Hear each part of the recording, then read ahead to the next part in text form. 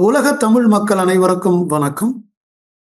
Coffee with Sammel நிகழ்ச்சியில இன்னைக்கு தூக்கவியல் பற்றி ஒரு கட்டுரையை நம்மோடு அந்த துறை சார்ந்த வல்லுனர் அலசுவதற்காக வந்துள்ளார்.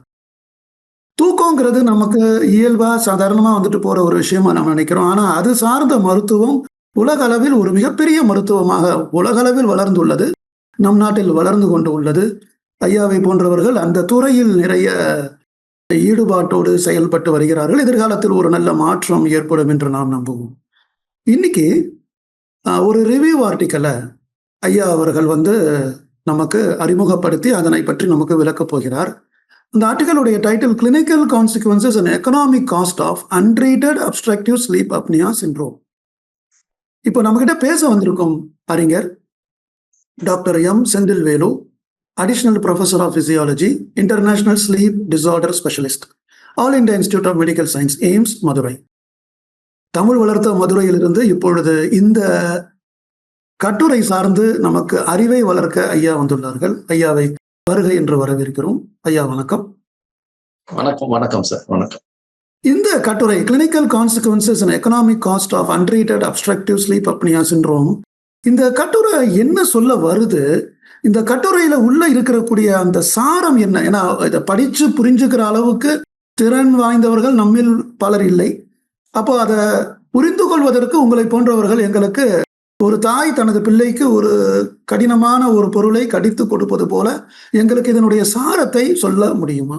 Sleep apnoea, obstructive sleep apnoea அல்லது அப்ஸ்ட்ரக்டிவ் ஸ்லீப் ஆப்னியா என்றது தூக்கத்துல மூச்சு தடை ஏற்படுறது. ஒரு மனிதன் தூங்குறப்ப சுவாசம் தடைப்படாம போகணும். அதுதான் இயற்கை. இந்த அப்ஸ்ட்ரக்டிவ் ஸ்லீப் ஆப்னியா சிண்ட்ரோம் என்ற கண்டிஷன்ல அந்த மூச்சு தடை திரும்ப திரும்ப ஏற்படுது. ஸோ அதன் மூலியமாக ஏற்படுற உடல்கள்ல ஏற்படுற மாற்றங்கள், இதயம், மூளை, அப்புறம் வளர்ச்சிதை மாற்றங்கள், இது மாதிரி பல கோளாறுகள் ஏற்படுது. அதையும் தாண்டி அவங்க சரியா தூங்காததால, இரவு முழுக்க சரியா தூங்காததால பகல்ல அவங்களுக்கு அந்த தூக்கம் அதிகமா இருக்கும். ஸோ அவங்களால சரியா வேலை செய்ய முடியாது, விபத்துகள் அதிகமா ஏற்படலாம். ஸோ இதை தான் இந்த கட்டுரை அதை விளக்குது. அதை எப்படி கண்டறியலாம், என்ன டெஸ்ட் பண்ணலாம்? ஸோ அதுதான் பிஎஸ்ஜின்னு சொல்றாங்க, பாலிசோம்னோகிராம் அல்லது பாலிசோம்னோகிராஃபி. ஸோ அதை வச்சு நம்ம இவங்களுக்கு இந்த குறைபாடு இருக்குதா இல்லையா என்றதை கண்டுபிடிக்க முடியும். ஸோ அப்படி கண்டுபிடிச்சோம்னாக்கா என்ன ட்ரீட்மெண்ட் கொடுக்கலாம்?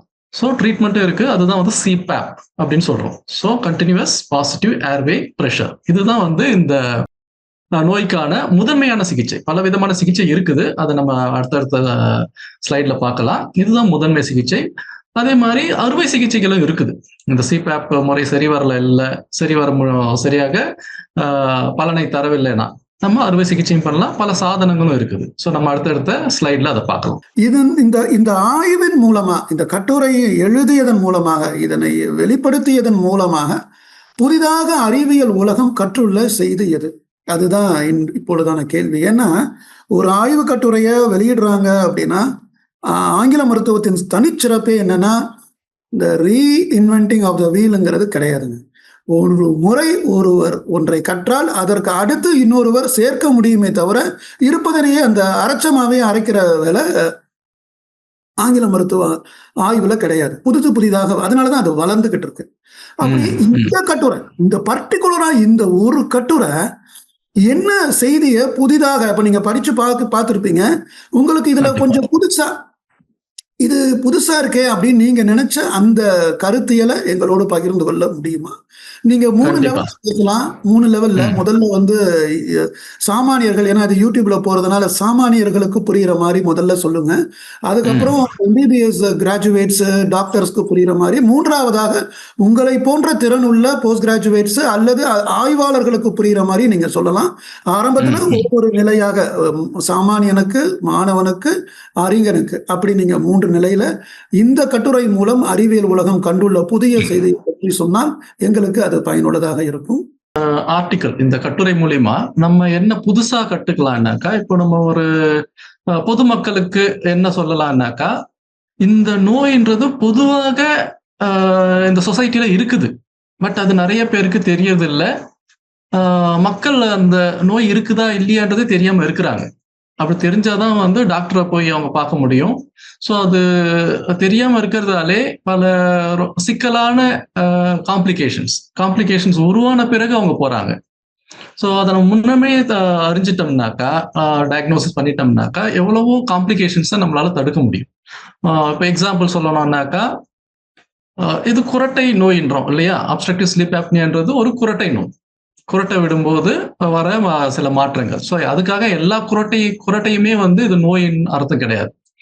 ஸோ சில பேருக்கு குரட்டை விடுறவங்களுக்கு இந்த நோய் இருக்கலாம். ஸோ அதுக்காக தான் வந்து டாக்டரை போய் பார்க்கணும். ஸோ இதுல என்ன பிரச்சனைனாக்கா, குரட்டை விடுறவருக்கு அவர் குரட்டை விடுறோன்றது தெரியாது. அதுதான் வந்து முக்கியமான பிரச்சனை. ஸோ அவர் குரட்டை விடுறாருன்றது யாருக்கு தெரியும்னா, அவர் கூட பக்கத்துல படுத்துட்டு இருக்கிறவங்க. இப்ப கணவன் மனைவியா இருந்தா கணவனுக்கு இந்த நோய் இருக்குதுன்னா மனைவிக்கு தான் தெரியும் கணவன் குரட்டை விடுறாருன்னு. எல்லா பக்கத்துல ஒரு ரூம்ல இருக்கிறாங்க, மத்தவங்க படுத்துட்டு இருக்கிறாங்கன்னா அவங்களுக்கு தெரியும். ஸோ அவங்க தான் வந்து உனக்கு குரட்டை இருக்குது, நீ போய் டாக்டரை பார்க்கணும் அப்படின்னு அவருக்கு அறிவுறுத்தணும். ஸோ அந்த பர்சன் கண்டிப்பா போய் டாக்டரை பார்க்கணும். பார்த்தாதான் அதுக்கான தீர்வு, அதுக்கான டெஸ்ட் பண்ண முடியும், அதுக்கான தீர்வு பண்ண முடியும். ஸோ இது வந்து பொதுமக்கள் இப்போ இதை பத்தியான தெளிவு, அவேர்னஸ் அது மெடிக்கல் கம்யூனிட்டிக்கே கம்மியா தான் இருக்குதுன்னு சொல்றது என்னுடைய ஒரு முக்கியமான ஒரு செய்தி. இங்க டாக்டர்ஸ்க்கே வந்து நிறைய பேருக்கு இது ஒரு இவ்வளவு பெரிய வியாதி, இந்த வியாதியால பல காம்ப்ளிகேஷன்ஸ் உருவாகுது லேட்டர் ஸ்டேஜ்ல என்றது டாக்டர்ஸ் கம்யூனிட்டிக்கே இன்னும் அந்த அவேர்னஸ் வரல. இதை ஏன் சொல்றேன்னாக்கா, மருத்துவ மாணவர்கள் படிக்கும்போது இந்த நோய் பத்தியான படிப்பே கம்மி தான். எந்த ஒரு இப்போ பிசியாலஜியோ அனாட்டமியோ அதை படிக்கிறப்ப இந்த நோய்க்கான அறிவை வந்து பெருசா வந்து பாட புத்தகத்துல நம்மளால பார்க்க முடியாது. ஸோ இது அப்கமிங் ஃபீல்டு இப்போதான் வந்து புதுசா உருவாயின்னு இருக்கிறதால மருத்துவ மாணவர்களும் இதை தேடி என்னன்னு படிச்சு அவங்களுடைய அறிவை வளர்த்துக்கணுன்றதுதான் என்னுடைய இந்த டாக் ஷோ மூலியமா நான் தெரிவிச்சுக்கிறேன். அடுத்தது பொதுவாக மருத்துவர்களோ அவங்க என்ன தெரிஞ்சுக்கணும்னு விரும்புறேன்னா, ஒரு patient, for example diabetes, hyper tension இதெல்லாம் ரொம்ப காமனான ஒரு கண்டிஷனா இருக்குது. ஸோ ஒரு பேஷண்ட், டயபெட்டிக் பேஷண்ட்டோ இல்லை ஹைப்பர் டென்ஷன் பேஷண்ட்டோ வராங்கன்னாக்கா, மற்ற ஹிஸ்டரி கேட்குற மாதிரி நீங்க சரியா தூங்குறீங்களா, உங்க தூக்கம் எப்படி இருக்குது என்றதை கண்டிப்பாக கேட்டாக வேண்டும். இது நிறைய மருத்துவர்கள் தவறுகிறோம், நம்ம கேட்கறது இல்லை. நீங்க எக்ஸசைஸ் பண்றீங்களா, என்ன சாப்பிட்றீங்க, உப்பு கம்மியா சாப்பிட்றீங்களா, அதை பத்தி நிறைய கேட்கிறோம், அதெல்லாம் கரெக்ட். பட் தூக்கம் எப்படி இருக்குது, உங்களுடைய தூக்கம் நல்லா இருக்குதா, காலைல எழுந்தோடனே ஃப்ரெஷ்ஷா ஃபீல் பண்றீங்களா, இல்ல பகல்ல அதிக தூங்குற மாதிரி இருக்குதா, ஏன்னா நைட்டு சரியா தூங்காதால பகல்ல உங்களுக்கு அந்த பிரச்சனை வருதா, இல்ல குரட்டை ஓடுறவங்க மத்தவங்க சொல்றாங்களா, அவங்க மனைவி சொல்றாங்களா என்ற மாதிரி அந்த கேள்விகளை கேட்கணும் மருத்துவர்கள்.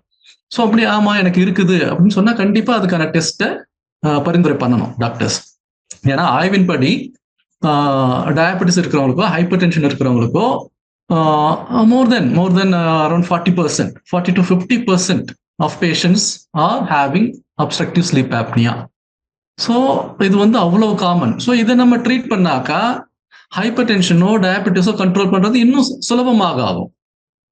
வேறஸ் இதை பத்தி அவங்க கண்டுபிடிக்கல, இந்த நிலையை அவங்க கண்டுபிடிக்கல, பட் ஹைப்பர் டென்ஷனுக்கும் டயபெட்டிஸுக்கும் ட்ரீட்மெண்ட் கொடுத்துட்டு இருக்கிறாங்க அப்படின்னா அந்த ஹைப்பர் டென்ஷனோ டயபெட்டிஸ் கண்ட்ரோல்ல வரல.